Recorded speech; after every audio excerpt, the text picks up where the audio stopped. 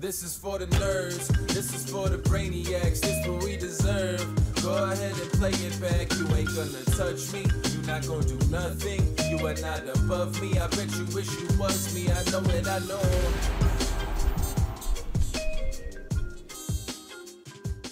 What's up, everybody? Welcome back to another episode of the Only Friends podcast. It's a big day today. Sports day. Yay. What do you mean sports day? We already had sports day yesterday. Every day is sports day. Mm-hmm. Well, I veto it. Me too. If only your votes counted for something. Yeah, I know. It's Tortoise Tuesday. It is Tortoise Tuesday. Tortoise Tuesday. It's trade deadline Tuesday. And the NFL starts in 2 days. Yeah, but it doesn't start today. No, trade deadline is today. But there's also some other big things coming out of the NFL. We're going to talk about owners today, both in the NFL and in poker. Oh, I see. Some things have occurred. I see what you're doing here. Almost as though the universe was listening to our show yesterday. Very, very strange. The universe might have listened, but I didn't. I was just in the chat. You were too busy punting it off. Yeah. You think Goodell listened to our podcast? I don't think he did. Probably not. No. Probably not Goodell, but potentially some others. Central only friend. Hold on. What's the matter? Are we not live? We're live. Why am I not getting a feed? What the hell's going on? Because you're trying to sabotage the show by making it all about sports. What would you like to talk about, Melissa? Guys' dating profiles, why they are so bad. Perfect. The entire B block can be that. Okay. But to start with, there's some breaking news. How breaking? Well, it depends on how much of a baseball fan you are, but this is a pretty big trade deadline for the MLB. We saw a lot of movement with some blockbusters, more so than in the past.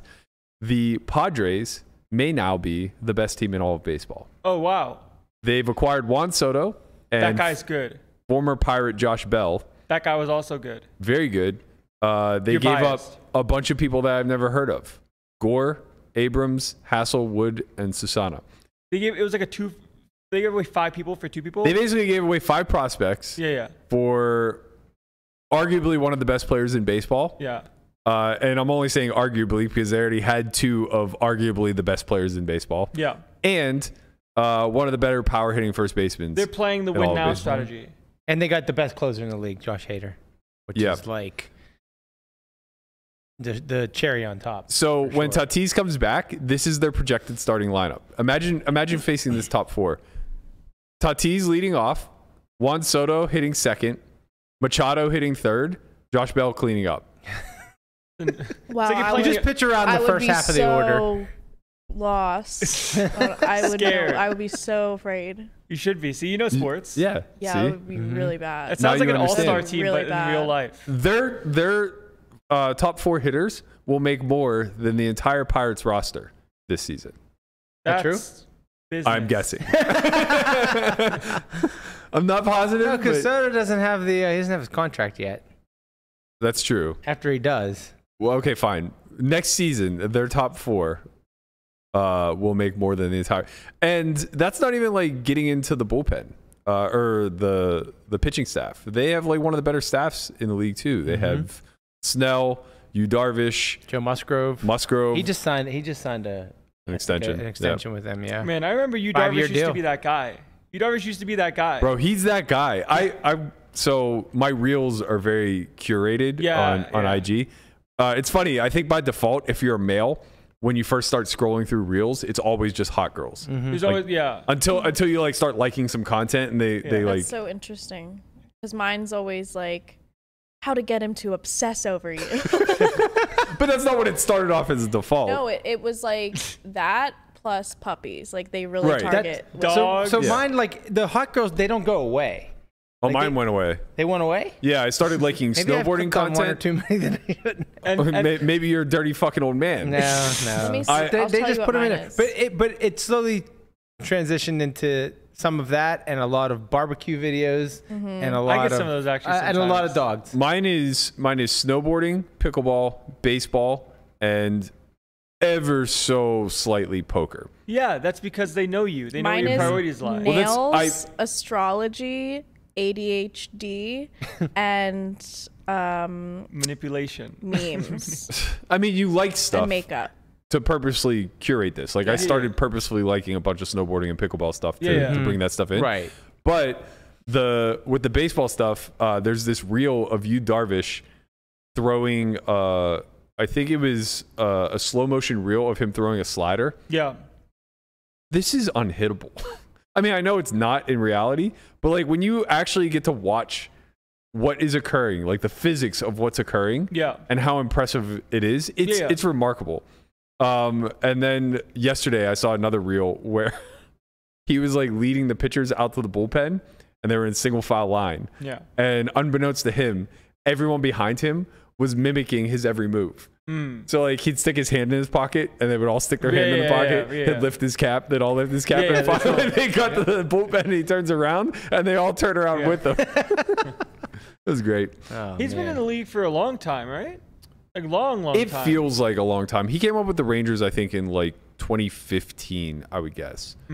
Which is funny because in my head, that wasn't that long ago. Oh, Guapo found it. This is great. Look how stiff they are.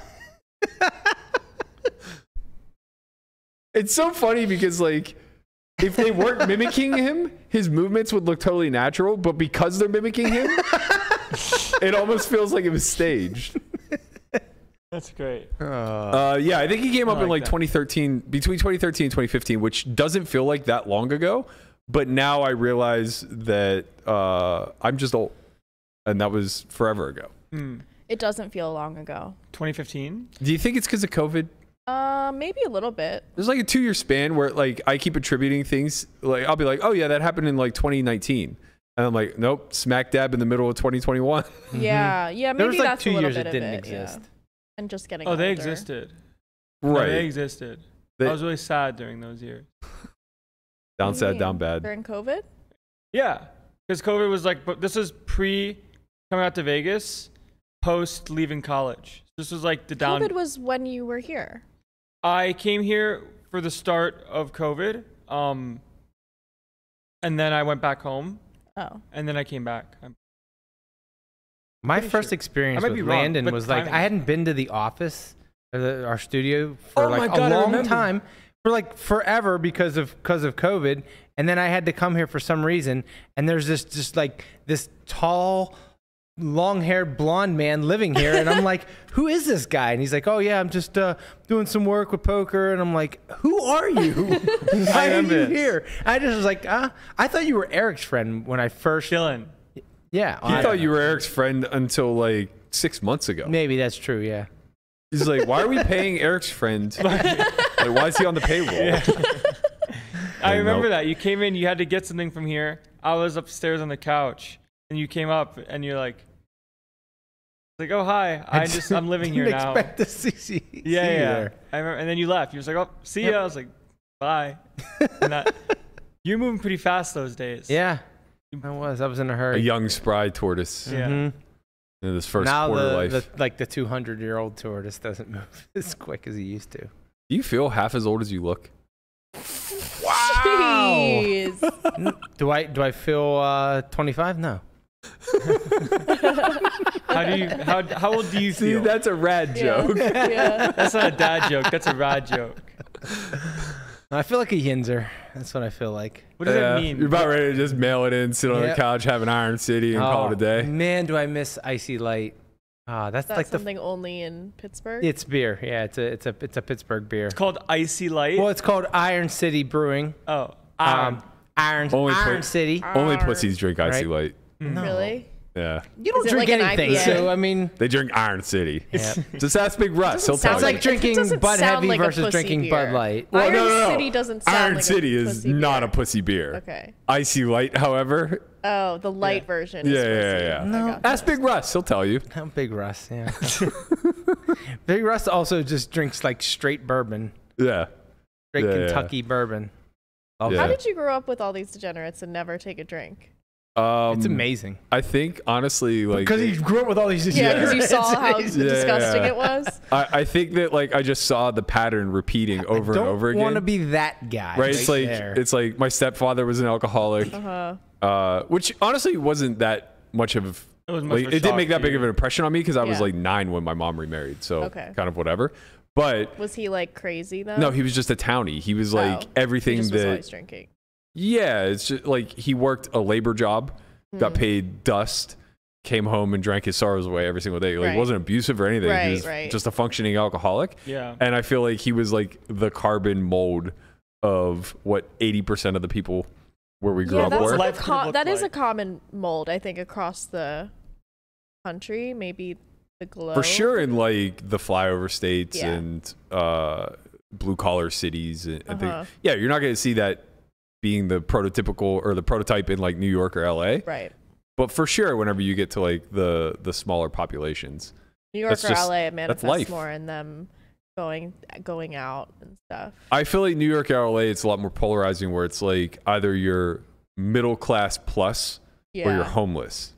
Yes. Like I feel like there isn't a whole polarized. I mean, I know there's that not a huge middle class. Like yeah, I feel like the lower class in these larger cities like LA and New York suffer almost more than because just the cost of living is so high. Yeah. Well, it's also it costs a lot to live comfortably there. Yeah. Because I mean, you can survive, but you're going to be surrounded by cockroaches and dirt. Well, that's what happens in these smaller places too, but it's less of a big deal, I guess, because you're so much closer to just living in the woods anyway. You're more outdoors. You can be outside and stuff. It's different when you're confined to your box. Yeah. And that box is infested. Yeah, I feel like the barrier to homelessness is much lower in like these major metropolises. Yeah, well, it's also hard to even like rent a place. Right. You need to show like 40 times the rent or 80 times the rent. That's wild. Yeah. Yeah. A lot.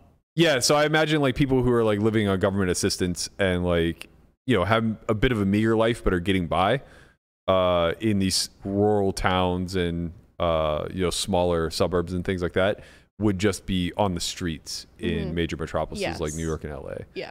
And a lot of the people living in, you know, like their whole family in like a 1-bedroom apartment would be living in a pretty nice house in one of those towns. Yeah, that's kind of the other thing. Like when I think of middle class growing up, I think of like the blue collar workers, and like my stepdad would have been like the barrier of entry to that. Like he's on the bottom rung, but like he's definitely that guy who just grinds a 12-hour day job, goes to the bar afterwards, shoots the shit, talks about the glory days, comes home and passes out. It's like the working class compared to the middle class kind of thing. Yeah, but like at the grittiest level, right? Like think about, you know, our parents, maybe not, I would say our parents were probably the last generation that were like working the mines, working the steel mills and, you know, all these like down dirty jobs where they're just trying to provide a better life for their family.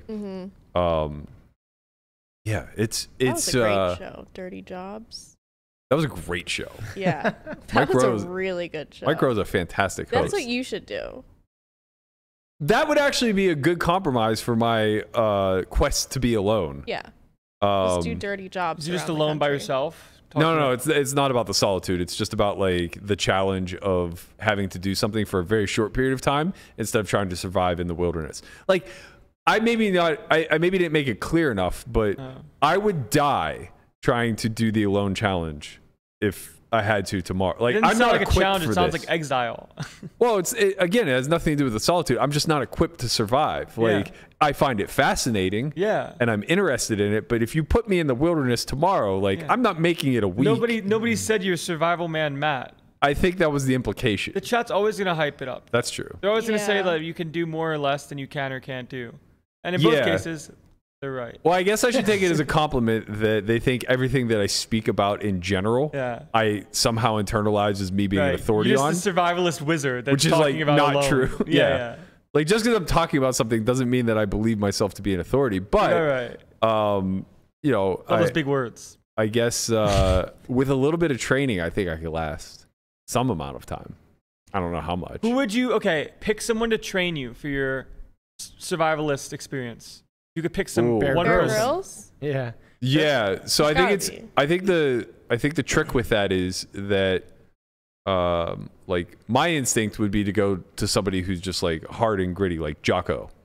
Mhm. But military survivalists are kind of like trained to basically endure the environment for a short period of time until you figure out an exit, right? So their training is more so surrounded around exiting the problem. Kind of like a business, right? You try to endure until you exit. Only like very short term, like they're trained to kind of like live off the land for a few days, not like a few months. Yeah.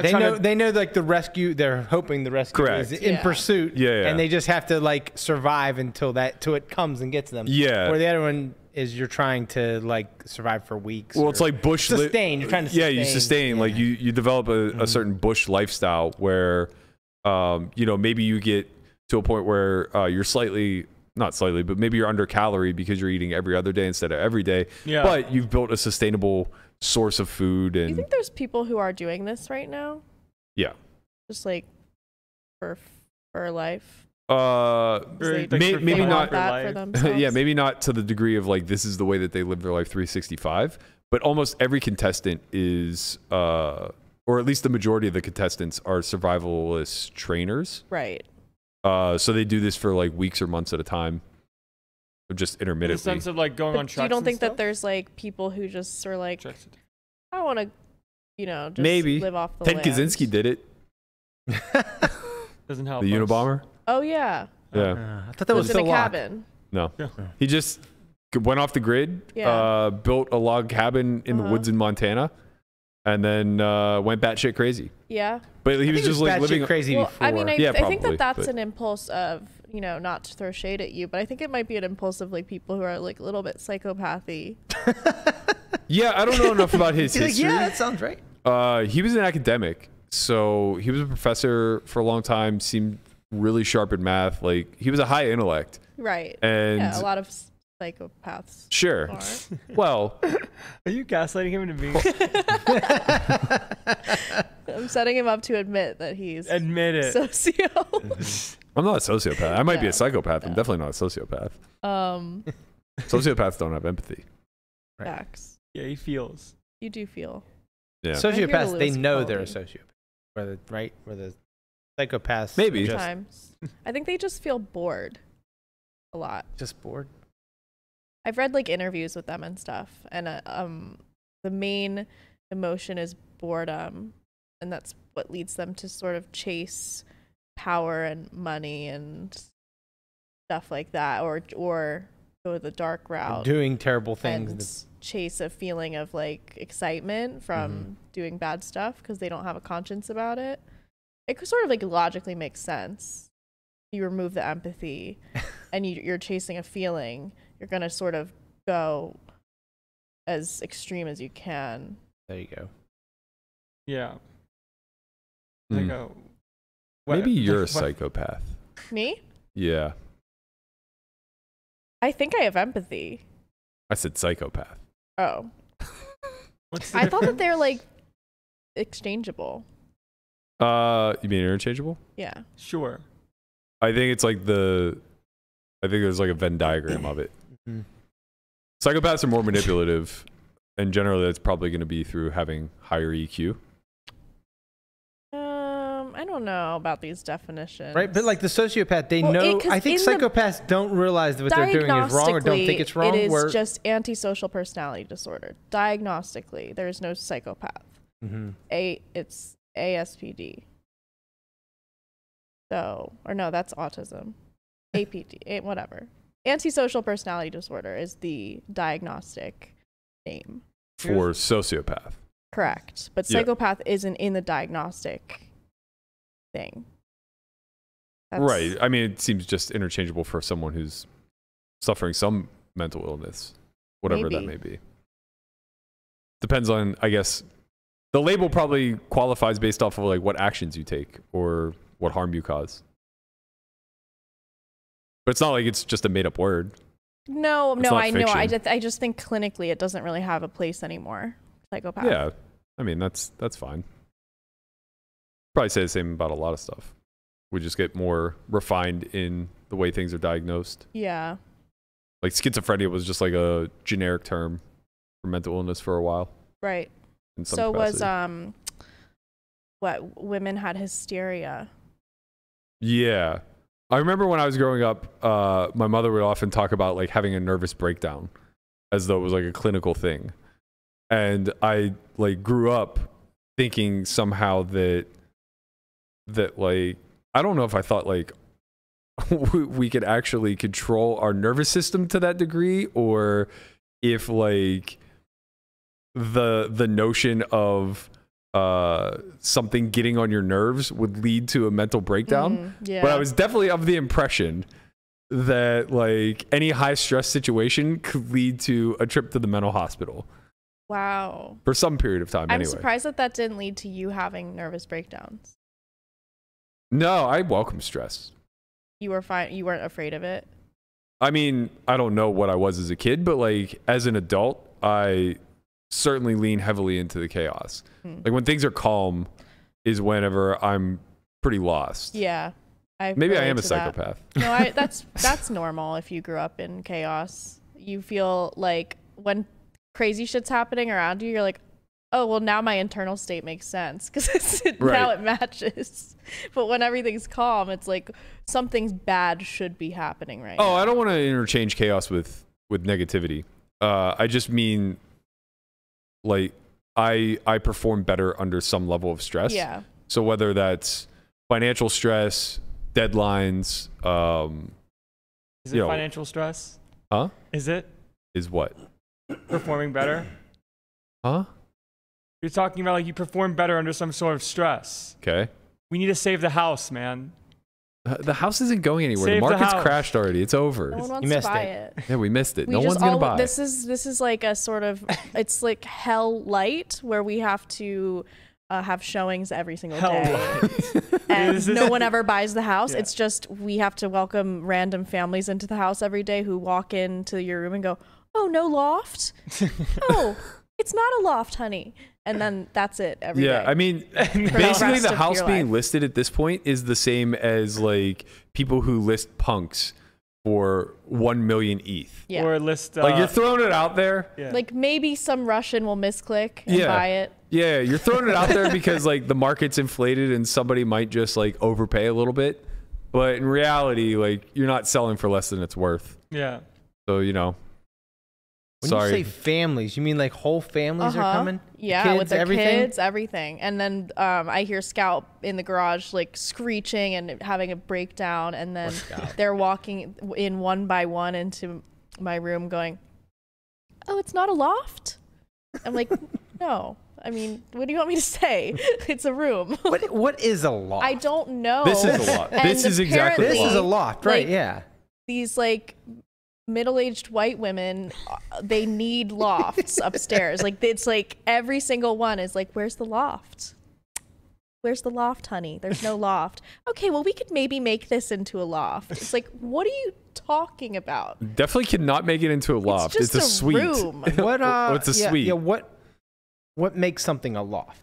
Openness. This is legitimately a loft. Why do they want that? It's just a room with no wall. Well, because they record a podcast? I would assume to watch their kids. But does a loft have to have like the railing behind me, like this back here, and then you can see to downstairs? Is that has to, or can it just be one giant room that's open? Might be being part. That's loft-esque, Brian. Okay. I mean, the railing is necessary so people don't die. Yes, but it's open, so it's basically an open attic sort of layout. You're looking at it. It's very difficult. Why to would they rather define have that otherwise. over a room? Because we have a 5-bedroom house, they probably don't need all 5. So if instead they could turn the upstairs into a loft, it becomes a secondary living room.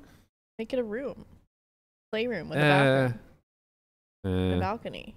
I mean, it just feels like less space collectively. It's like 2 little small spaces instead of 1 bigger space. it's a huge waste of space if you don't need those 2 bedrooms. And you could just make it a loft, I guess. No, there's no way it could be converted into a loft. It's just not feasible. The dream of the loft is over. They gotta just get over it. The loft. Well, I think it's because like, so it's a super popular housing style in like New York and cities where they build vertically instead of out. But like here, it's almost non-existent. Like us having this place is so rare, which is why so many porn industry people were renting these places. Because lofts are popular for porn? What's so great to film?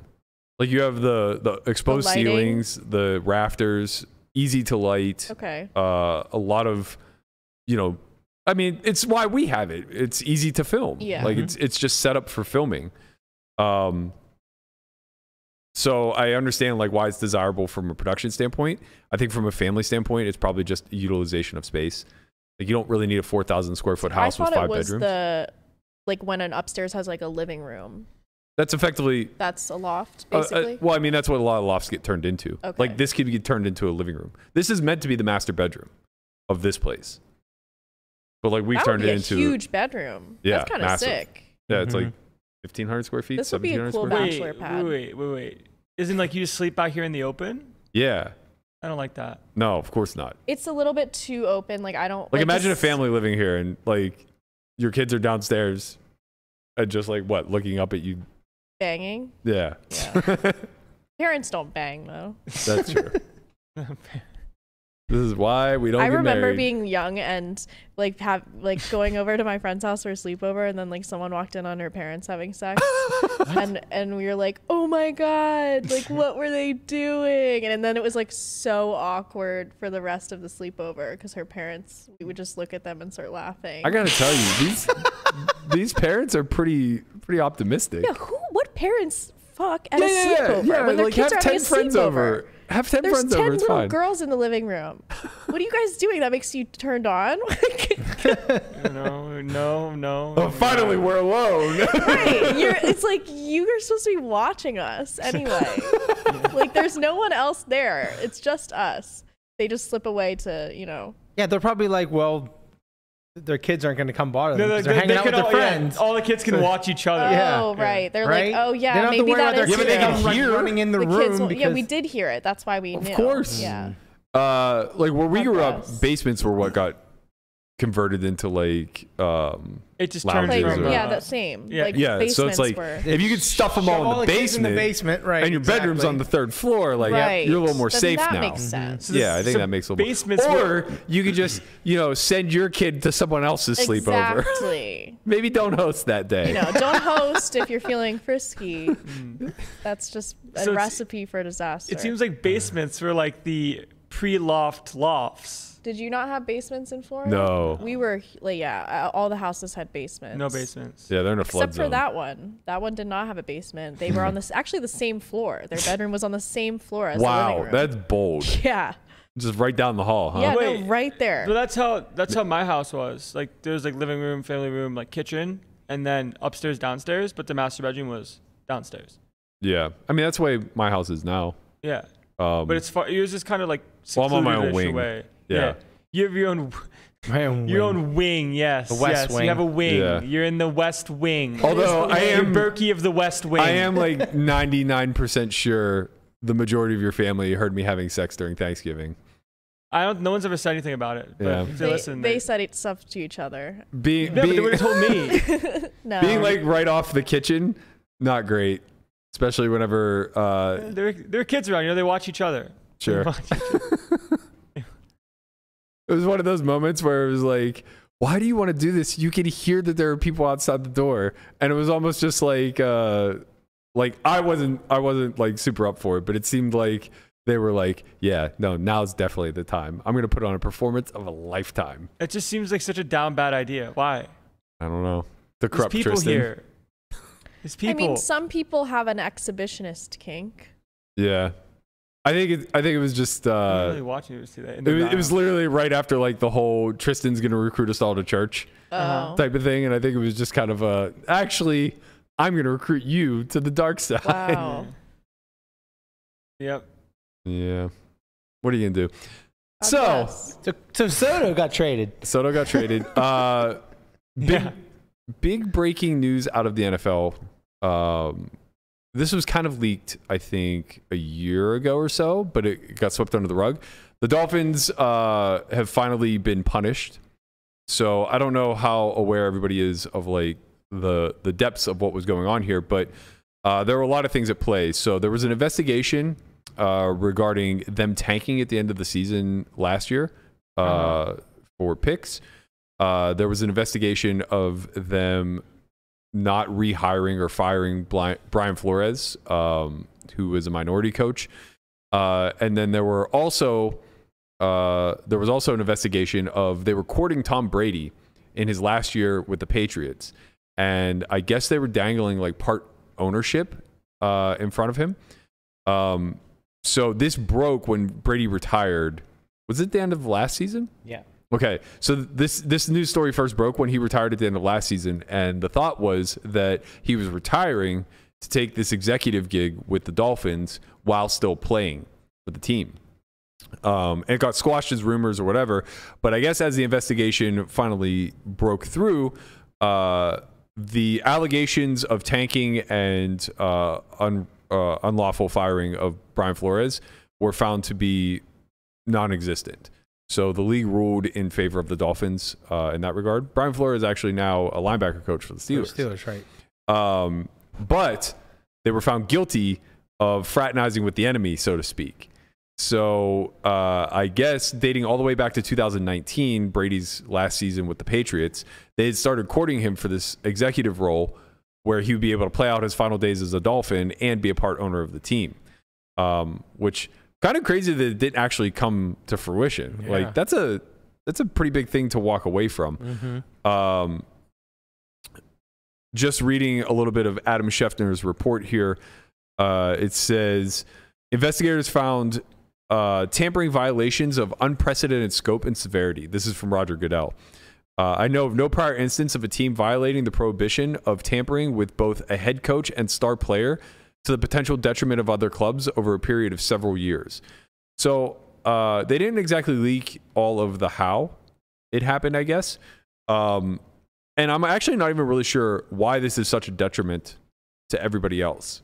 Like, the way this is framed to me, or the way I'm understanding it, is it's very similar to like college recruiting, where an agent comes in and is like dangling Mercedes-Benzes and new houses for the parents in front of them. So I'm not really sure like why this is so frowned upon, I guess, in the NFL. What's the big deal? Yeah, I don't know. It seems like, yeah, he's under contract, but like, who gives a shit? Yeah.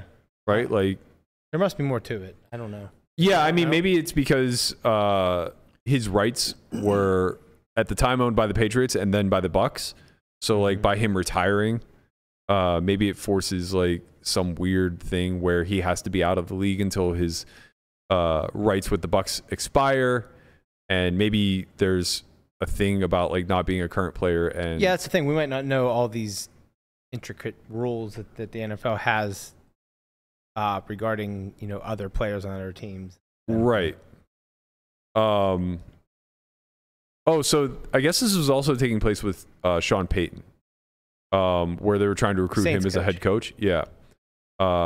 So, yeah, I guess there's a big thing with consent in the NFL, which is hilarious, all things considered, with the Deshaun Watson case. But another tweet was, in January 2022, the Dolphins had impermissible communications with Don Yee, the agent for Saints coach Sean Payton, about having Mr. Payton serve as Miami's head coach. Miami did not seek consent from the New Orleans Saints to have these discussions. Yeah, so you must not be able to just poach other players. Yeah, I guess that's reasonable. You know, coaches when they're under contract of a certain sort. Or it's so funny too, because I remember seeing this on the Pat McAfee show when Stafford got signed by the Rams.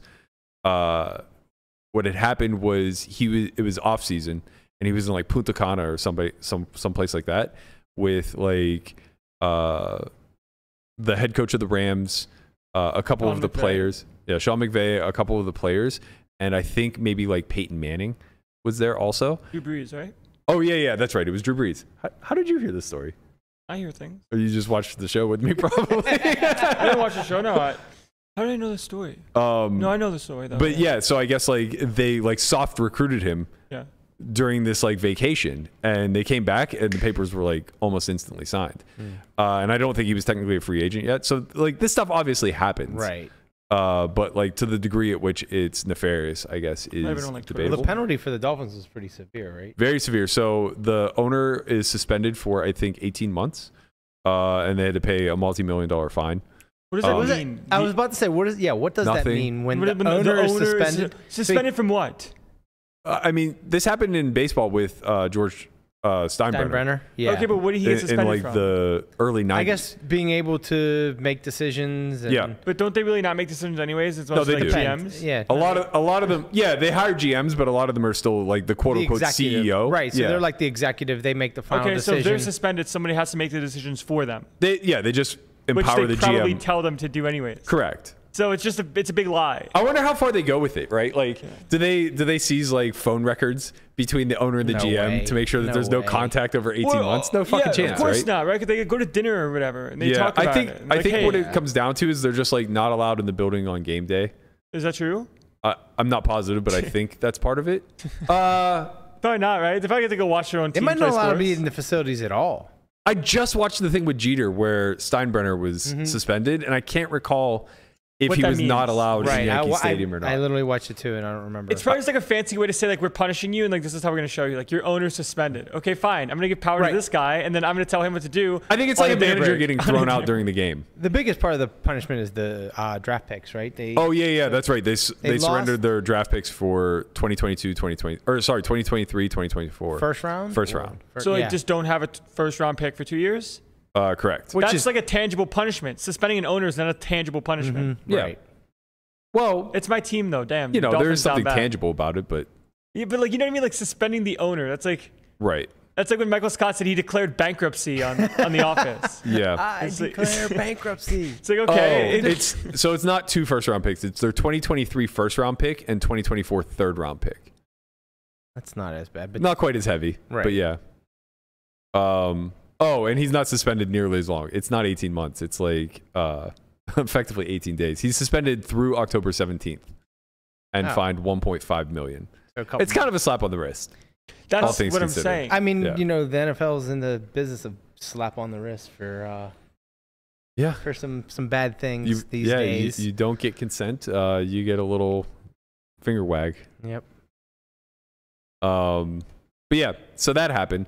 And the segue into poker is that there's a new ownership group coming out with a new poker site. 4 Poker? Mm-hmm. Number 4? I don't get the name. 4. I don't understand the It's name. like the Fantastic Four. For poker. I don't get for it. poker. They're doing it for poker. Yeah, but why not FOR? I I don't don't know. That's not understand. as Why optically we pleasing. solve for Y sometimes. Well, Oh, we're not. fuck. We're never solve number 4Y. No. We're S4Y as a shorthand. Yep. Anyway, Bryn Kenney is one of the main investors in 4 Poker. This is all. So this whole thing is wild. We were just talking about this yesterday about like how he was still trying to move forward, launching his own site, and we hadn't heard anything about it. Within an hour of the podcast ending, boom, news breaks. Bryn Kenney is moving forward. 4 Poker is going to be live, seemingly in Q4. That's what they're targeting. Oh, the Q4 poker in Q4, of course. Right. There you go. Q4 poker. Now it all makes sense. Maybe it's 4chan Poker. Is that what's happening here? That's what I was thinking about. I was like, oh, it's like Do you think this is 4chan, all 4 like, poker. is this all a low key red herring? But is it going to 100x? Well, obviously, it's up to you if you want to take it or It's up to me, not. though. It's up I it's kind up of to feel you. like they might offer some sick rakeback or something because obviously they need to incentivize people somehow. Well, something. So Like, the maybe there's ownership some group good is largely value. comprised of former Stars employees, Former. or maybe I'm not sure if it's the ownership group or if it's the actual like managerial group, like the CEO, COO, etc. And it might actually be both. I'm sure that they have skin in the game, but they're basically the former Stars group. And it seems as though they're planning on executing in a way that Poker Stars used to. So I imagine we might see things like Supernova Elite come back. Ooh. Would be interesting to see if they take that approach.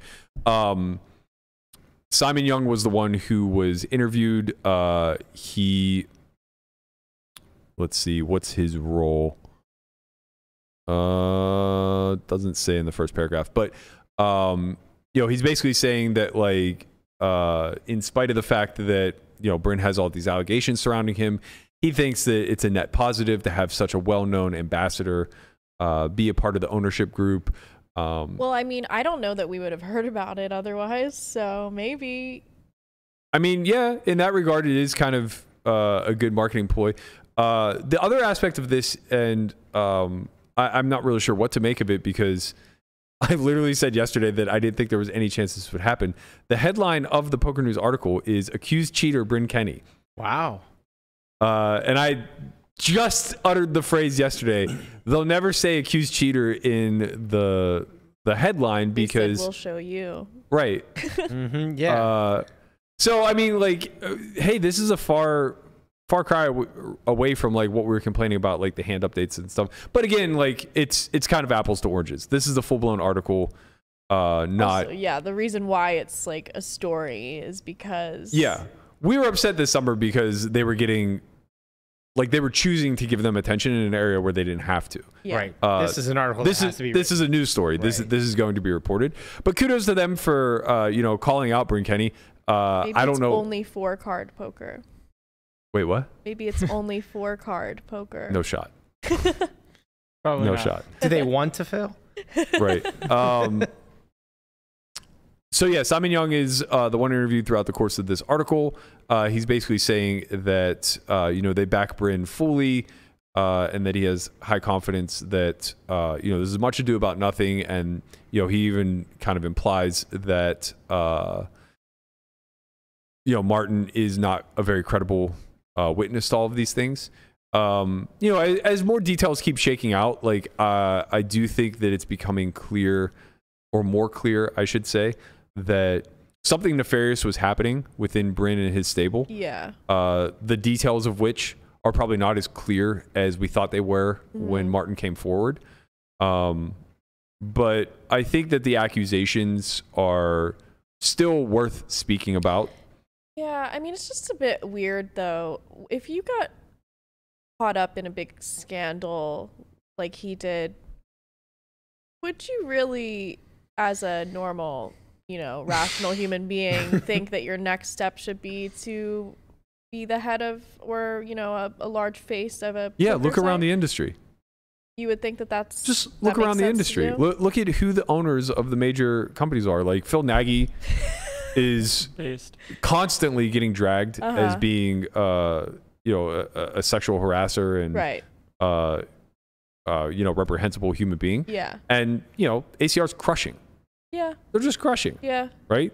And I'm not going to go one by one through all the companies, but it's like everybody has a little bit of a black cloud over them. Right. You don't get money cleanly these days. You just don't, right? Like to a certain degree, sure, but like you're capped. You're capped if you want to do it the right way. Your light side is capped. Dark side, maybe. It's just, I don't know. Maybe, maybe that's sort of the next logical step. It just seems weird to me to do that. How many philanthropists are running like $100 million companies in the poker space? Right? Yeah. Top to bottom. If we're talking about like Triton, Poker Go, Poker Stars, GG, WSOP, like whatever, right? Like these monies or these entities come to be because somebody's acquired a lot of fucking money throughout the course of their life, and they have a passion project. Yeah. Right. And how they acquired that money, it's like largely unbeknownst to us, but very rarely is it like through some sort of clean endeavor or philanthropic pursuit. Right. There aren't a lot of Bill Kleins in the poker industry, and that sucks. But that's the nature of the beast. I actually think this site's gonna crush. Yeah. Really? I mean, fully expect it to do well. You ever gonna play a hand on it? No. Well, it won't be U.S. facing though, right? Not, at least not to begin with. But, and I guess I don't know enough about the landscape to know if they have a leg up or if they're way behind the 8-ball. So like comparing them to a GG, who has a better chance of getting into the United States? A new formulated company that doesn't like have any past history, or like a GG that started off as a gray market app that is trending a little bit more into, or a black market app really, right? That's trending a lot more into the gray. Yeah. I don't know. That's actually a good question. I don't know. Yeah, I don't know, and I don't think anybody really does at this point because the legislation is still so up for debate. I think that there's one scenario where like the floodgates just open and literally everybody's able to operate. And then I think there's a more logical scenario where it's just endless lobbying, where slowly but surely people break down the walls, kind of the way that Party and Stars and WSOP have done thus far. I was reading like an old thread once from, I don't know, 2013 or 14 or something, and people were talking about like guessing when they think it'll become legal again, and it was just all like way before now. Oh, of course. Like, within a year, 2 years. I think Nevada became legal in 2014 or 2013, one or the other. And the conservative estimate was 5 years before we had interstate gaming. And after that 5 years had passed, all we had was Nevada and New Jersey. Yeah. So it's just like, how do we even get New Jersey? They had already had gaming licenses. Yeah, Atlantic City. Right, because they were the only other. I don't want to call it state because I don't know that it carries through the whole state. Maybe it does. Yeah, it probably does. Yeah. But they were the only other state that had like a gaming board and casinos that weren't whatchamacallit, Indian casinos. So they very quickly were able to kind of attach themselves in a similar way. They were also the first to get sports betting whenever that stuff passed. So Got it. You probably don't remember, but like as of, I don't know, 4 or 5 years ago, Nevada was the only place in the United States where you could place a legal sports bet. Yeah, I didn't know that. I remember that. Yeah, it wasn't that long ago. And then it was just like, it's crazy because like we thought this would happen with poker, right? Where like one another place gets it, then another place, and it would be like a snowball effect. And that's kind of what happened with sports betting. It felt like the floodgates open with sports betting, but it's less so than you think. Is sports betting everywhere now? No. I mean, it's a lot of places. It's in a lot of the states, yes. Okay. But it's a little bit more similar to poker, I think, than not in the sense that there's a sports betting boom happening there. People I always don't find know. ways to gamble and stuff. It's tough to say, honestly. Like I guess I'm not familiar enough with the landscape. I'm only judging based off FanDuel and DraftKings. But seems like there's way more like pro sports bettors or like sports betting gurus now than there used to be. Well, there's less stigma now that it's legal in more places. Right. But I don't think it's legal. Man, I'm kind of talking out my ass a little bit, but I would guess at least a third of the United States, it's still not legal. Yeah, I'm not exactly sure on the numbers, but when you see like shows now on like MLB Network, right? Yes, it's like changed dramatically they have in the shows media. dedicated to betting on baseball. Yeah. Right, Or it's like more mainstream by a lot. It's changed massively in the media. ESPN has leaned heavily into the legalization of sports bet, which is really sharp because they were dead in the water as a sport platform. So I think Guapo has it up there now, which I can't read far away, but I'm guessing red is already there. Yeah, so that's a lot of states. Yeah. And then gray is no legislation in place. So 1, 2, 3, 4, 5, 6, 7, 8, 9, 10, 11, 12, 13, 14. Wow, I'm dead on. 15. So you can sports bet. So in about most a third places. of the United States has no legislation. Yeah. So you can mostly place a sports bet somewhere, but poker is still the same kind of thing where we have PA, Michigan, New Jersey, and Vegas. That's where we're at with that, right? Yeah. For now. Yeah, I mean Delaware, but they don't really have a player pool. Yeah.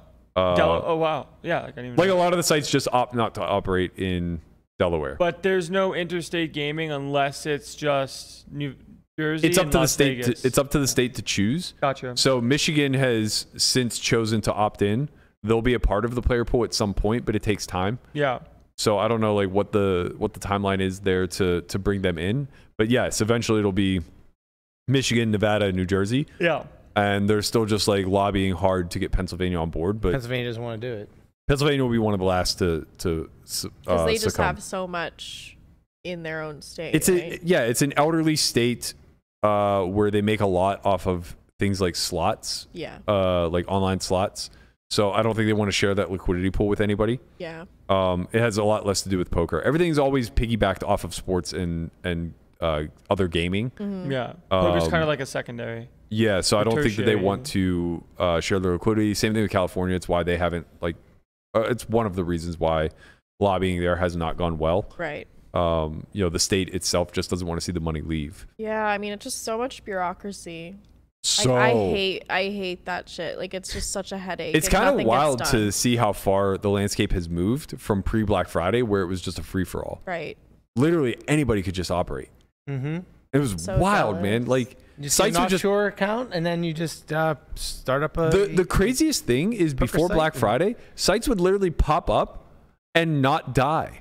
Right. All the we didn't deal with NFTs. We didn't deal with that's the thing, we didn't deal with the rugging at all. Well, there was no rugging until you did.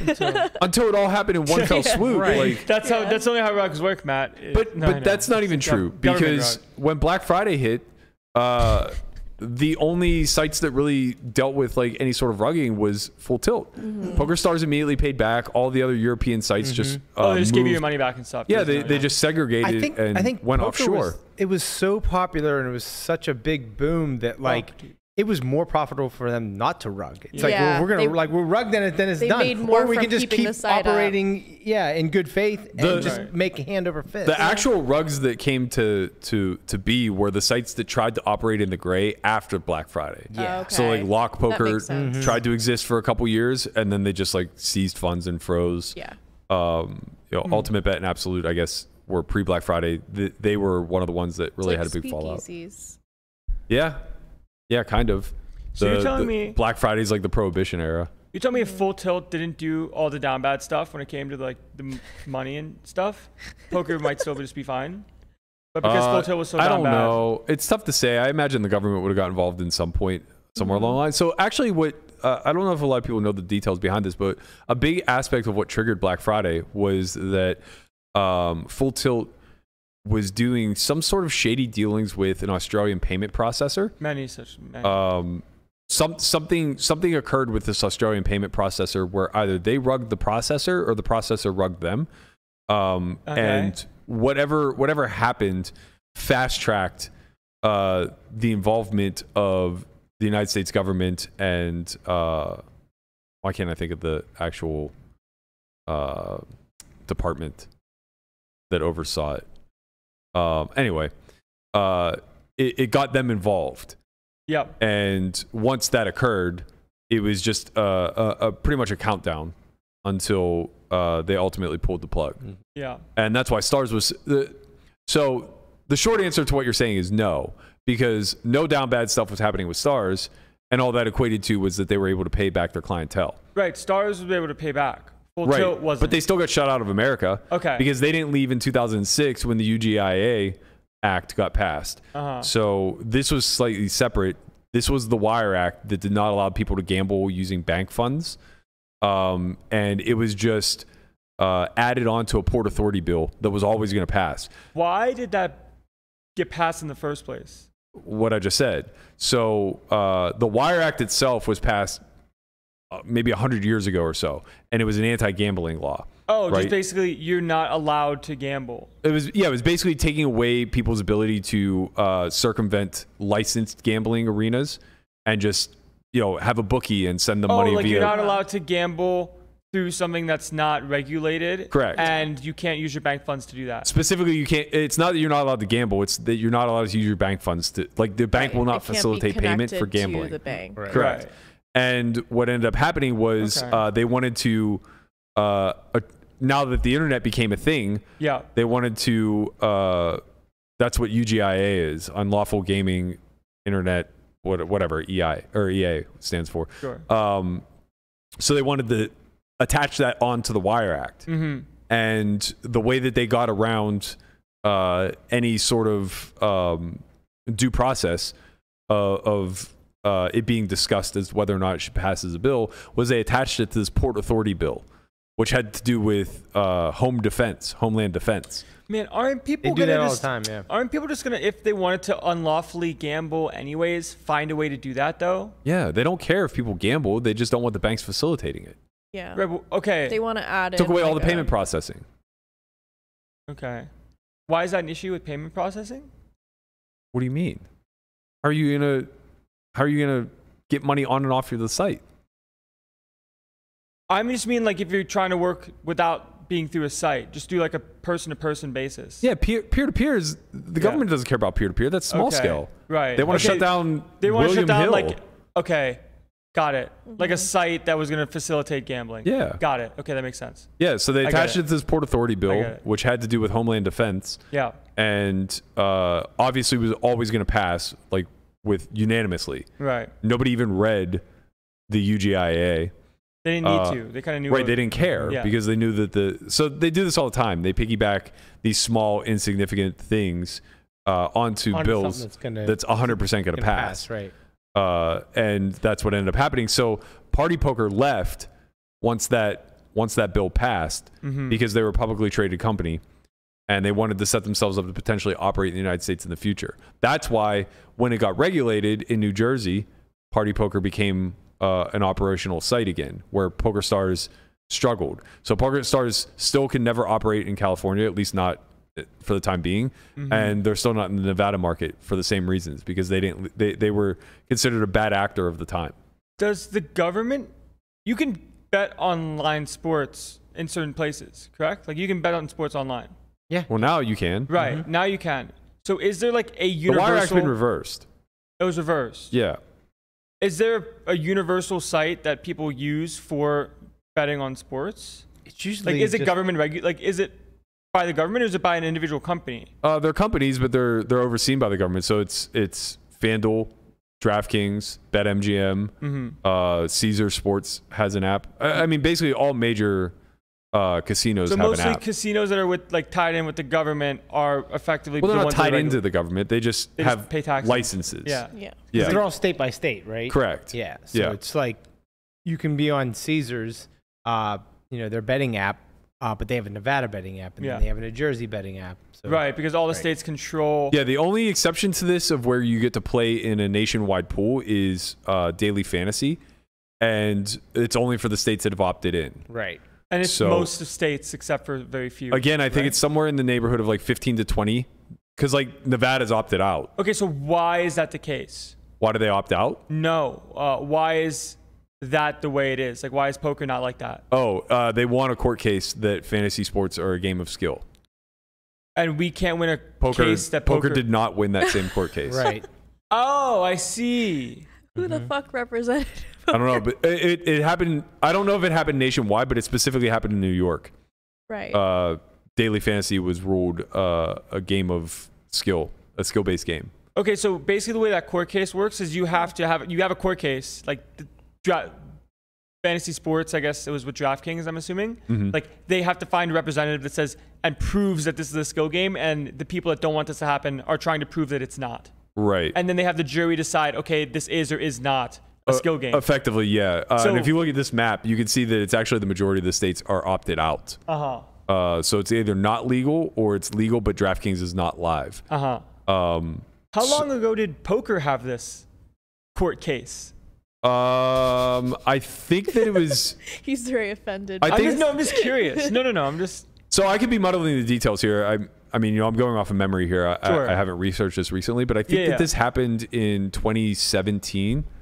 You probably don't remember because you weren't involved. This was a quarter of my life ago, so of course I don't. But like 2017, it was the same thing. Like when Daily Fantasy first launched, it was national, and nobody was overseeing it. So you could literally play from anywhere, and some of the biggest prize pools around were being developed. At some point, Washington, Florida, Nevada, and a few other states set a precedent that they weren't going to accept this competition with their local casinos. So they basically took it to either their local Supreme Court. I don't think it was national. I think it was like the local Supreme Court.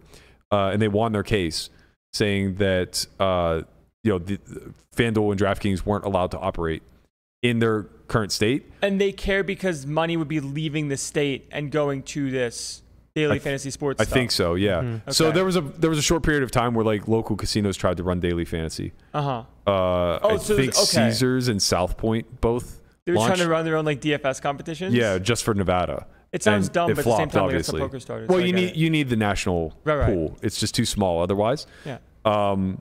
So from there, the major court case that was held was in New York, and the major precedent that was set was that DraftKings won their case in New York, that it was a game of skill. So I don't recall if poker was also tried or not. I just remember that there was a lot of comparisons saying that like daily fantasy has won this precedent, where poker already had the precedent set that it was not a game of skill because it was tacked on to so like there were certain guidelines games. and stuff that made skill games, which DFS passed, but poker didn't pass those things. So through the bullet point checklist, I don't know if poker was even re-examined. I just know from past history, that's what I'm saying. Poker was already attributed as not a skillful game. Like there's a bullet point list of things that contribute to a skill game, and poker did not hit those bullet points. Sure, but DFS did. Clearly, based off the new precedent that was set. Yeah. Interesting. Yeah. So okay.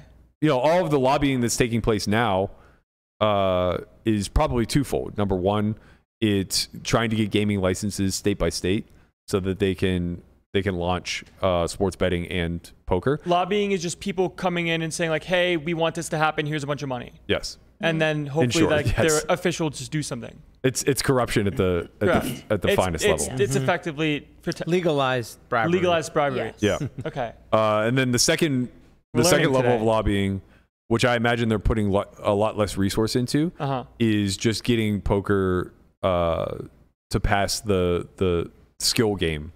Right. They're trying because to the thing is they could launch nationwide tomorrow if poker was viewed state by state as a game of skill. Yeah. Right. What's preventing it is that it's viewed as gambling, and most states opt out of gambling. It is Well, so okay.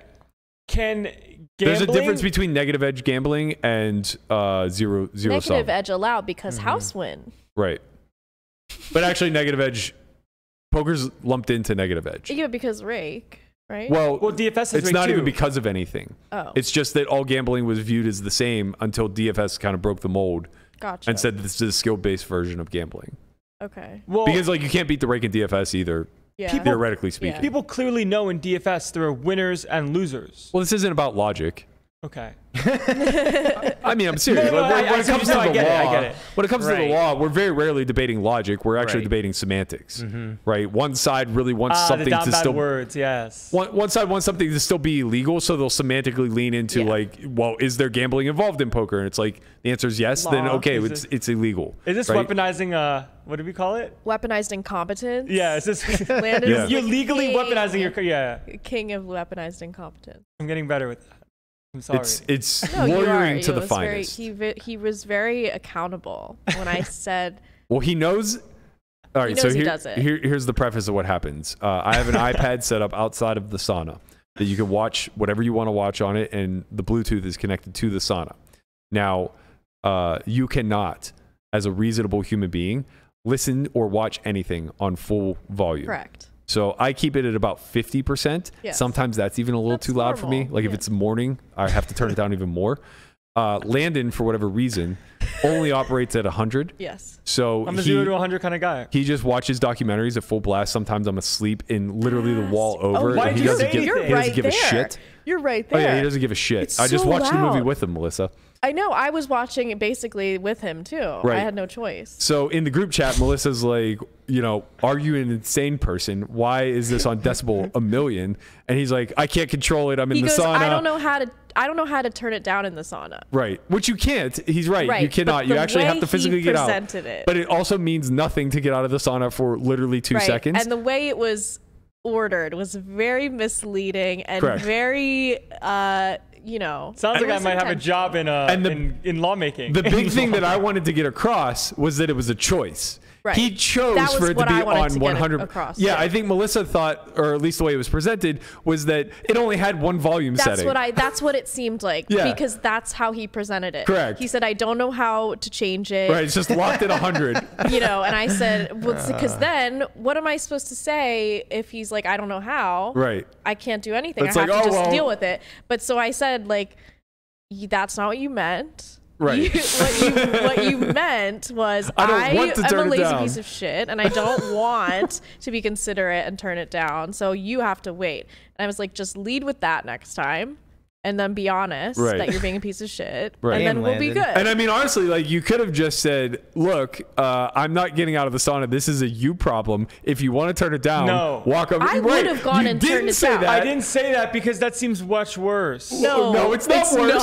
It's not worse. It's the same, and that's the difference. That gives me an option to deal with lower volume. It also just tells you that you're disrespecting her. Yeah, and that you are a selfish prick. But when you phrase it as I don't know how, then he's just ignorant on the topic. Right, he's incompetent. You know, and honestly, the incompetence is so much more angering than the disrespect. Because it's weaponized incompetence, which is you know how to do it, but you pretend you don't know how to do it in order to get out of doing it. Landon's going to be one of those guys who withholds sex in a relationship and doesn't like tell the girl why. The term weaponized incompetence came out of, I think, like relationship therapists. Because it's a thing that not all the time husbands, but a lot of time husbands will do to get out of doing household things. No, it's like a tale as old as time. Women weaponize sex, men weaponize incompetence. Yes, so they'll be like, "Oh, I don't know how to do the dishes," or "I don't know how to do that. You do it so much better. Can you just do it?" And then they get out of it, or they'll start doing it really poorly. Yeah. And then until the woman just can't deal with it anymore and takes over. I do that with Michelle all the time. So that's weaponized incompetence. But only in certain things. So like it's like a running joke that I'm like, you have to fill out the forms because you're so good at filling out forms. No, she really is though. No, like because if you're the ultimate weaponizer. But it's a time thing, right? If I did it, it would take me 20 minutes to fill out the form. Where it takes her comparatively speaking. You've also accepted like by saying this, what you're saying is that you are too much of an idiot to get better at filling out forms. Right. But you're not. No, but you're not saying that. But it's not about getting better at it. I think that there's a line. She's so far ahead that I could never catch up. There is a line, for example, if I'm trying to open a jar and I know it's going to be way easier for one of them to do it, I will just give it to one of them. Could I learn how to open a jar? Mm-hmm. Yeah, maybe. It's really hard. You probably just get like a jar opener online too. Yeah, but so there's a line, I think. But when it comes to, it's like you're supposed to be, sharing a load, or you're just being a dick. It's the things that you can't fuck up, right? Like sure, if you challenge me to clean the bathroom and you have a certain standard in mind, I'm not going to meet it. Right. Because my standard is for sure going to be lower. Yeah. And no matter how much coaching or criticism you give me, I'm not going to meet it. Right. But if you're telling me to take out the garbage and I'm telling you I'm too incompetent to do that. I don't know how. Right. Like that's infuriating. Right. Because you do. And it doesn't matter like which side it comes from, right? Yeah. If like either person is saying that they're too incompetent to do a simple task that like. Well, it's the dishonesty part. Yeah. That's Children the part are great at this. Children love playing possum when it comes to ability. I don't think it's dishonest. I think it's just lack of being honest with yourself. That is so. Oh my God. Here's what I'm saying. He's gaslighting himself. Yeah. No, hold on. Here's what I'm saying. You should be a lawyer. No. Here's what I'm saying. What I'm saying is, I did not want to actively say to Melissa in the moment, I am too lazy to get out of the sauna, so I don't want to do it. So you said, I don't know how. I didn't. No. I said I don't know how to turn it down from within the sauna. I knew how to turn it off from without the sauna. But you knew it would come off. No, and you knew that's the issue. You knew it would come off in a way that's like, okay, she's not going to make. He twisted his words to make it the way sound I like what he wanted that was to do.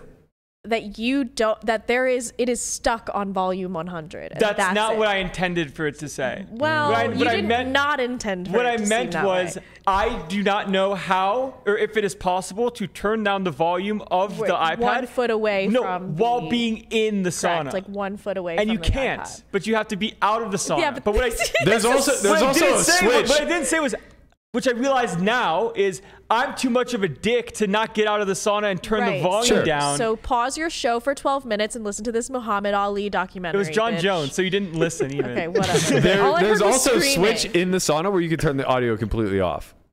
Yeah. Then everybody loses except for me. No, everybody wins except for you. I lose. And you lose. I didn't want to lose. So it's either turn it off from inside the sauna or get your ass up and turn it down. So you can either lose tie, or win, and you chose to win.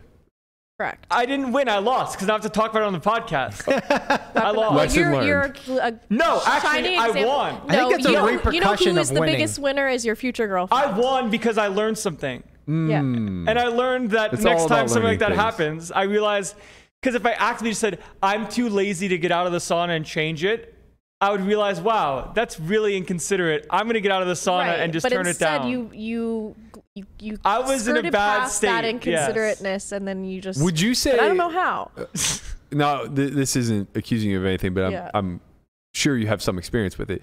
Would you say that this is where women weaponizing sex is born out of, as a response? Well, define women weaponizing sex first. I've had plenty of experience where because I have been accused of this. Okay, so what I would define it as is scenarios where it's clear that one person is I wouldn't say like needy for touch, right? But like is in a state where they want closeness, they want intimacy, they want physicality, right? Like men tend to feel more of an emotional connection. I'm generalizing, but like I think this is largely true. Feel more of an emotional connection through like physicality. You know what? I actually read a study recently that claims the opposite, that women actually connect. It's like counterintuitive, but that women connect through the act of sex, whereas men form the bond through words. Actually. But you mean within a relationship? Yes. Yeah. Once the bond is already formed, it's the expression of intimacy. Right. I actually think that that's wholeheartedly true. Yeah, I think it's true. I feel way more connected to somebody that I'm speaking deeply to than I do. I'm the opposite, because I'll speak to anyone all day. Right. It's like I'll have sex with anybody all day. Yeah, exactly. You whore. I'm kidding. I'm kidding. Hey, we don't shame here, Brian. I'm kidding, but like the way that men are programmed, that's not that far from the truth. No. But yeah, so I think like once that level of intimacy is created and you're in a relationship or whatever, I find that the way the power dynamics will shift is men tend to like claim power through distance and coldness. Yeah. Right. So like emotionally retracting, where women do that through physically retracting. Right. Yeah. Well, I don't know. I might be a bit of like a fringe case though, because I just find you just shut people out completely. Yeah, and like I don't want to talk to you. I don't want to see you. I don't want to touch you. I don't know how the phone works. But try again in a week. Yeah, I mean, I don't really know. I think that I've just never really been in a relationship with someone who I've like wholeheartedly. No, that's maybe not true, but that I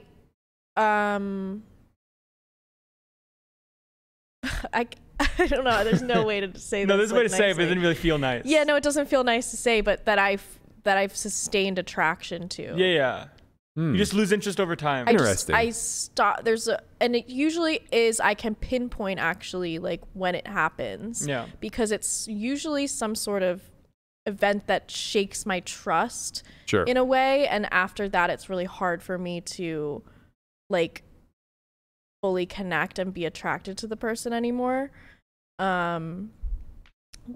But yeah, that's usually when it comes up, like the sex thing, where it's like they want to have it and they feel like I am being really withholding, but to me it feels like I would rather you're just on the brink of than sleep with them. Yeah, you're just on the brink of ending it. Yeah, and that's not what I'm talking about. Yeah. None of the scenarios I'm presenting. But when things are going well, I'm just, Yeah, so none of the scenarios I'm presenting are like at the end of a relationship. It's more so like smack dab in the middle. And usually what it is like these strange moments where like the girl feels the need to kind of like take a stand out of the blue.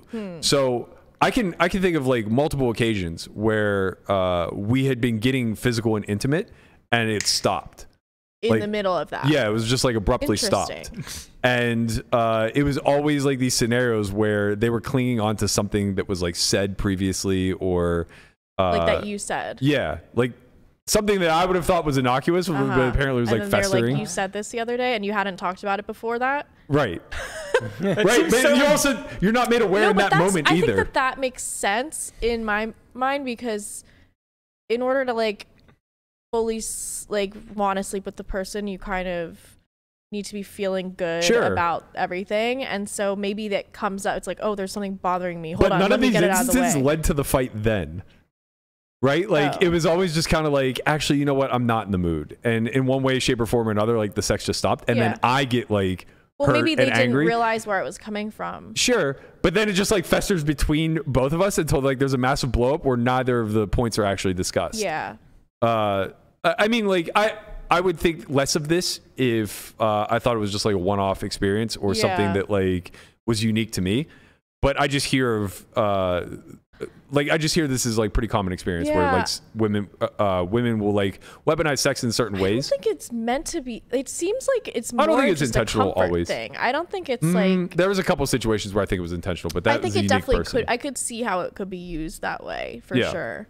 But I think every time I've felt like that or been like accused of like withholding it like manipulatively, it's really just that I feel like not super comfortable with them. Yeah, way easier. I wouldn't even think twice about it if like that was just a sign that things are over. Yeah. It's like, oh, okay, well, I guess that's that. Right. And I think internally, like, that's the natural response as a guy. Yeah. Where when something like that happens, it's just like, oh, well, this is done. Right. Right. And I don't think that in both instances where it's happened to me in relationships, I don't think the other person understood that my mind immediately started to go the way of this relationship's over. Yeah. And it led to that every time. Yeah. Right? Like, even though we dated for months thereafter, I was already checked out. Like, I stopped initiating almost immediately from that point on. Do they start initiating when you stop? Yeah. Yeah. But then they get mad that they're always the ones initiating. So you just naturally start having less sex. And you naturally start having like this bigger is what disconnect. Happens to me. What? Which way? That if I'm you. Oh, that they get mad that they're always initiating. But I could go either way. Sure. Yeah. I mean, honestly, the best experiences that I've had were ones where some deep level of communication was developed off of that. Yeah. But that's super rare. Yeah. And it's difficult to maintain. It is. Well, yeah. And I think I've never really been with, no offense, but I don't think I've ever been with anybody, like, dated anyone who I was, like, so physically attracted to that I wanted to, like, jump their bones all the time. Like, I've never actually dated someone I felt that way about. Like, so I don't really know. Maybe because to me, it's always been more of, like, a mind thing than, like, physical. Like, sounds like you're just the one who's always in control. Like, you always own the power dynamic. This is the benefits of dating down. I'm very submissive in relationships, though. Well, that's even worse. Like, if you're putting yourself in a position to date down, and then submitting to them. Yeah. Now you're just in this weird world of codependency with like somebody that you wouldn't give the time of day to that's otherwise. Facts. Yeah, that's exactly what happens. Yeah. Man.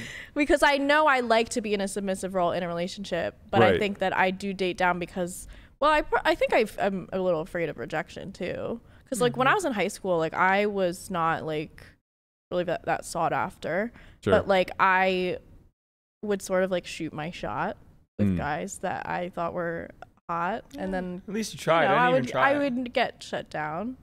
So I think that I builds character. Builds character to prepare you to date down and then submit to them. Right. Now you just want the W. Or submit your character to never talking to anyone ever until. Yeah.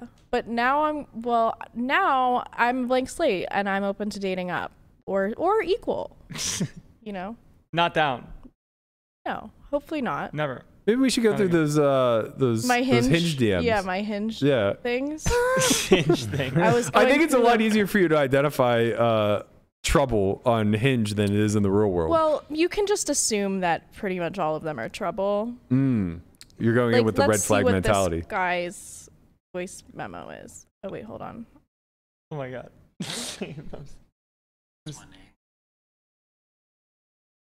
A lot of people. That's why I chose this to be the voice prompt. Thank you. That's like, riveting. Yeah. Tell me what you're looking for your intentions. We grown. Just tell me what it is. I'm not trying to waste your time or my time. Where's the tea? These guys are just guys being Yeah, guys. Where's the guy being singing? normal. Maybe the singing guy? Oh, that guy was great. There's some guy singing Ed Sheeran. I mean, the thing is, oh wait, who was that? Oh, never mind. Wait, what? You thought? Wow, that's amazing. An insight to how things work. Wait, Well, who is that? Oh, never mind. never mind. Like, how can you go from? Hanging out with the sweetest, biggest asshole you've ever met. He has a huge asshole, he just said. Yeah, that's what I heard. Yeah. That's He exactly has what a I heard. sweet, massive anus. See, like those are the ones that that guy actually messaged you, right? Yeah, he didn't message me, but he swiped. How do you swipe on hit? Oh, you just like He just like their picture or whatever. Yeah, just sent the like. I have a tactic for This this. is gonna be a good one, I can tell. I have a tactic for this. I think it For works. green flags, like I find like a really nice green flag is when the other person just really tries the hardest to make sure the both of you are on the same page. That's like something I always tend to look for. Okay, that's normal. Yeah, And that's trying. flags, but like that's like the only one I feel like that I want to really mention.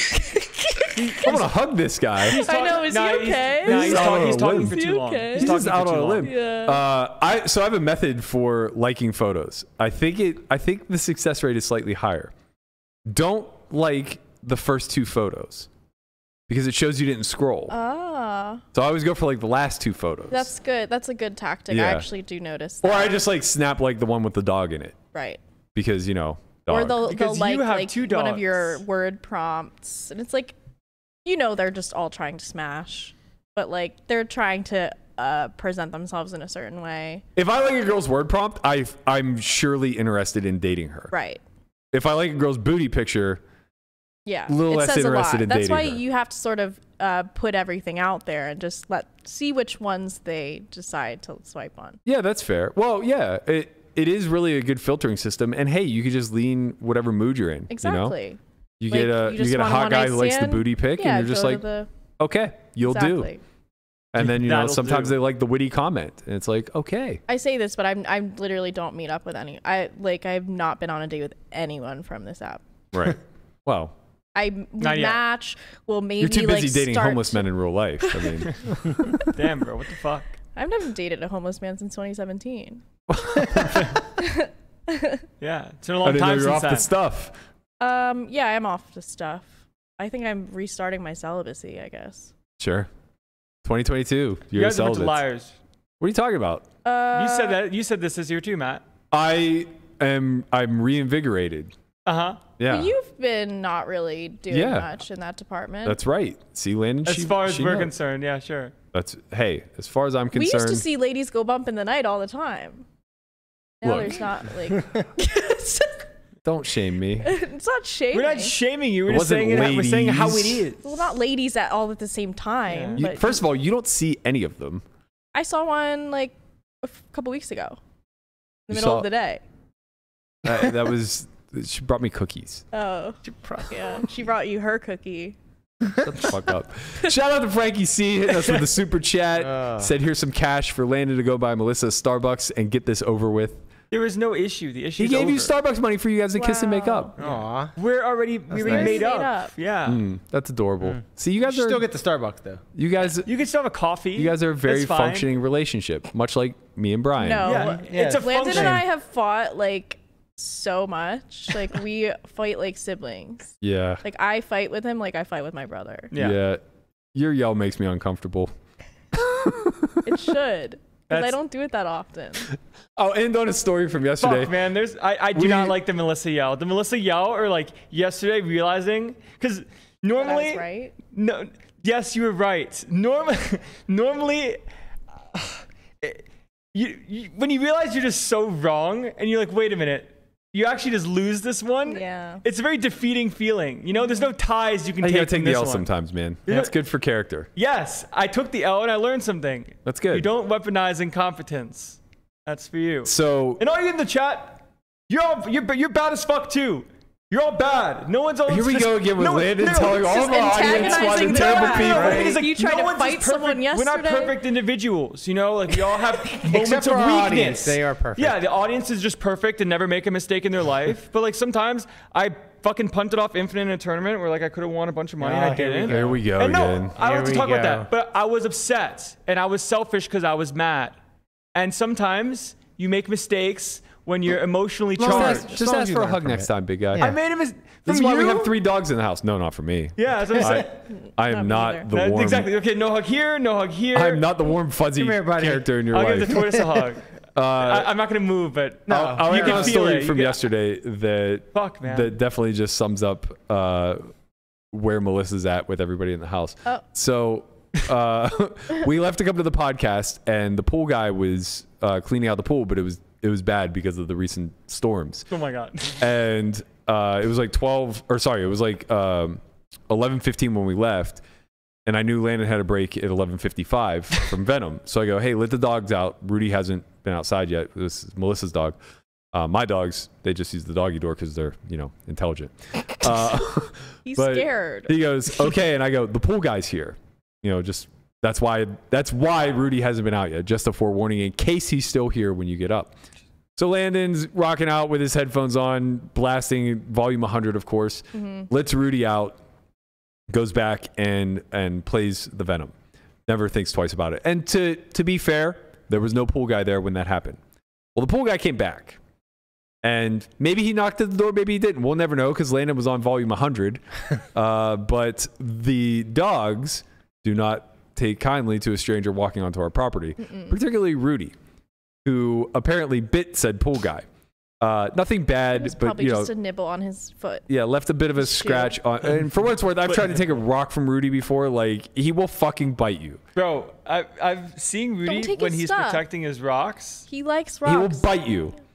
Like, I can take food out of my dog's Not mouth. take his rock. I see why like animals have this primal instinct of like looking scary because like when Rudy has his rock collection and you try to like take one, you feel fear. Yeah. Well, you should because he'll fucking You just bite have you. to like divert his attention.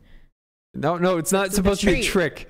Like, listen, if I give Gatsby or Scout food, this is something obviously you got. Mr. We've Gatsby. seen you pulling the ball out of Gatsby's mouth. It sounds like a murder is It taking sounds place. like it, but it doesn't look the same. He's like having Rudy fun. shows his It's teeth 'cause he and has snarls. no teeth. No, that's not true. He has 3 teeth. I understand you got Rudy a little bit older too, so like this is a difficult thing to Yeah. train. But like as puppies, you get them comfortable with you, like manipulating their food Yeah. and toys and. Well, and he was things always that. like that. Like I remember the second day I had him, I took him to the dog park and he got a rock in his mouth and I was afraid he was gonna choke. I was like, this is not normal. Like I need to get this out of his mouth.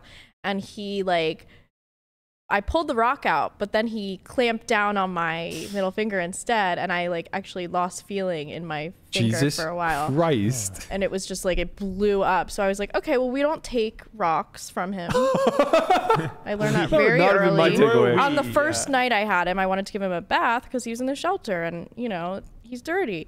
And so I try and pick him up and put him, he immediately snaps and bites my arm. And I was like, okay, we don't pick him up unless he wants to be picked up. And Now we you pick don't him take up all the rocks from time. his mouth. Okay, so he could use some temper management, but all in all, he's a good dog. He's a great dog. Now that said, the pool guy leaves obviously because he was being hoarded into a corner and attacked. Well, And a couple hours later, the owner of the pool company comes, knocks on the door. I answer it. He's like, "Hey, man, your dog bit me." And I'm like, your dog bit my pool guy. I'm like, when? And he's like 30 minutes ago. Now, 30 minutes ago at that point would have been hours, 3 or 4 hours after I had left to do the podcast. So I was like, oh, so what you're saying is he left, came back, and the dogs were outside. And he's like, yeah. And I'm like, okay, you have to see where that's yeah. on you, You right? have to tell us. Right, I'm not going to keep the dogs inside for 9 hours in case the pool Right. guy comes back. That's Right. crazy. So, we kind of hash it out. No big deal. Everything's fine. So he's like, okay, well, he didn't finish obviously because he got attacked. So I'll go back and finish now. I'm like, okay, fine.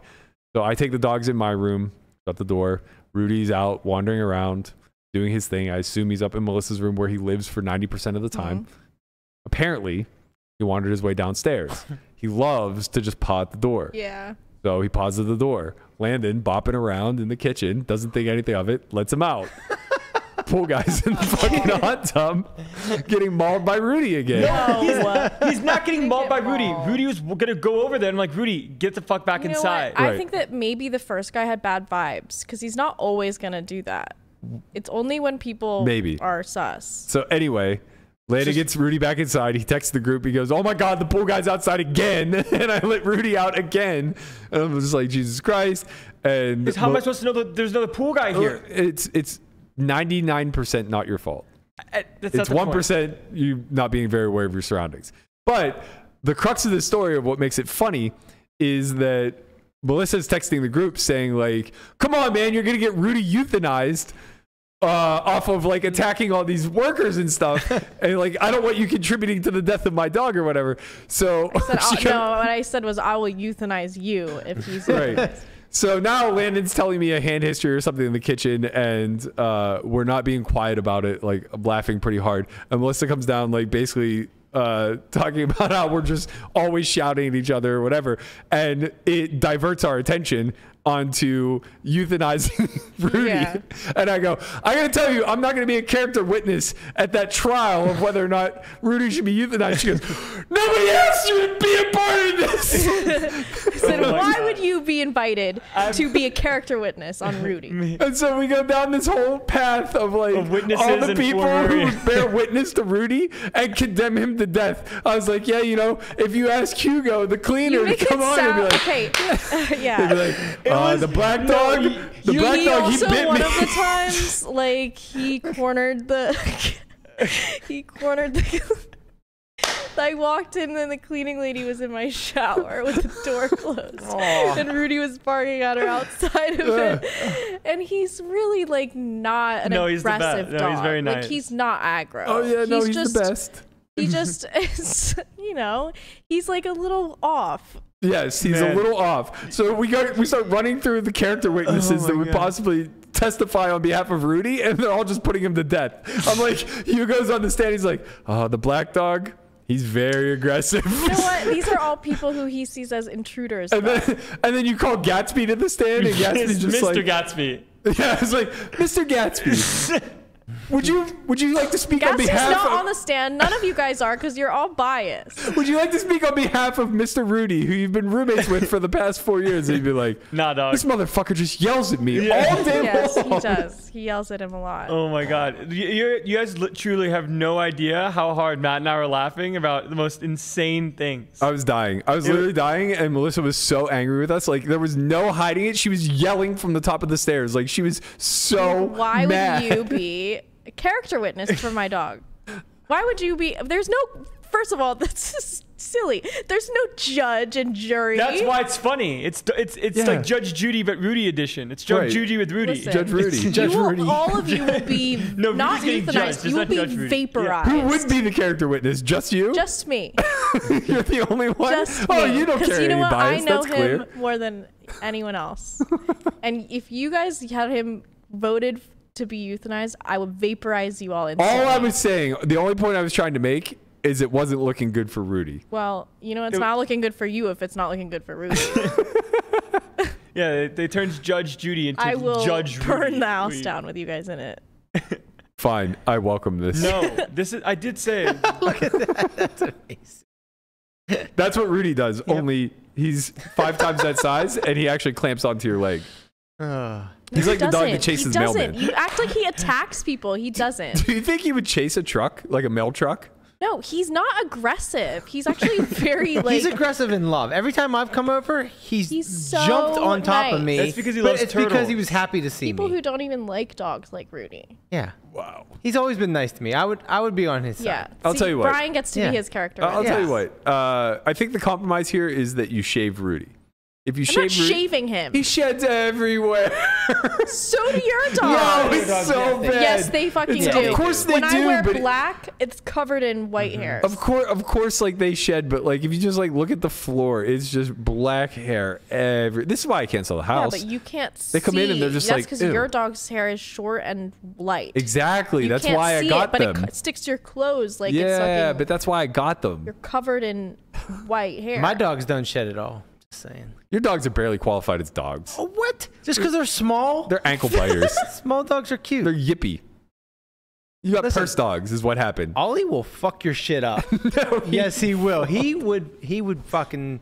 I want to talk about. Ollie would be distracted by a laser pointer. No, maybe. Charlie definitely. Everyone in the chat thinks Rudy's like this hyper aggressive, crazy dog. You're gonna have to bring in pictures for tomorrow. No, he's not. He's not. You can bring in pictures for tomorrow. Rudy's sweet. You are spreading falsehoods. Yeah, I'm actually gonna sue you for defamation for Rudy. Defamation of character. Yep. you Defamation are of Rudy's completely character. spinning him into this evil monster just because you're offended that he yells at your dog. Bites my pool guy. Bites my cleaner. Barely, and they're exaggerating. They deserve it. And he's just protecting the house. Right. Yes. They're intruding. Yes. And he doesn't even like bite skin. He just bites people's shoes. That part is actually true. When I tried to get the rock out, I was smart enough to use my foot. He only bites people's shoes because he's a herding dog. He's trying to herd people away. Yeah. Well, it was the calf of the pool guy, for whatever that's worth. Well, that's close enough. Sure. And was there blood? No. Yeah, because no he doesn't blood. bite hard. He just is. He's mouthing because he doesn't have hands, but he's trying to pick his leg up and move it away. No. He bites hard. That's why your finger's swelled. Well, that He time, just doesn't break skin. he was replacing the clench of the rock with my finger, I see. I understand. and I wouldn't do that again.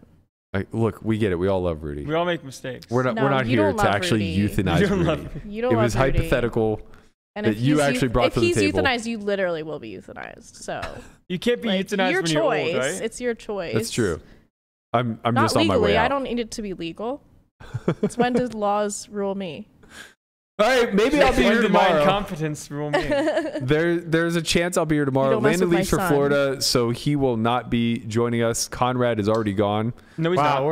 We're down to the skeleton crew. Just Yeah. me, Lamanna, and Melissa. We'll see what we get into the next few days. All sports. All sports all the time. Can't be outvoted now. We can't be outvoted You're in now. the minority, Melissa.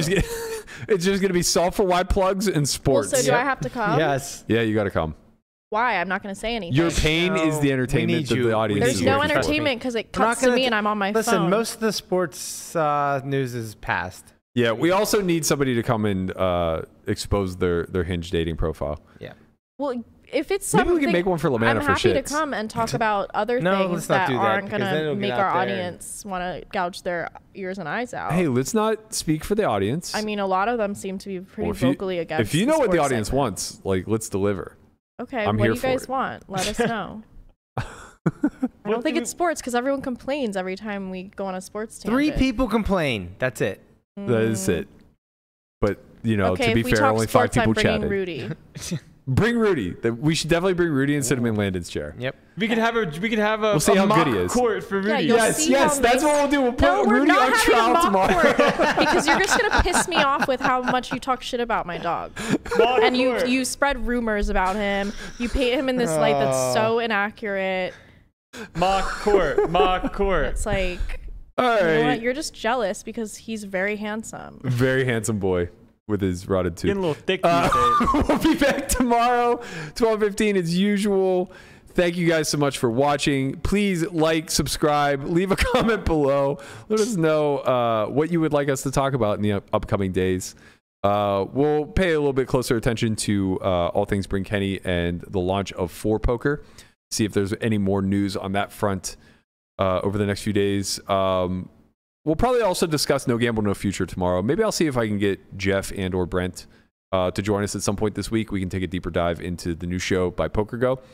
But until then, we'll see you guys tomorrow. Peace.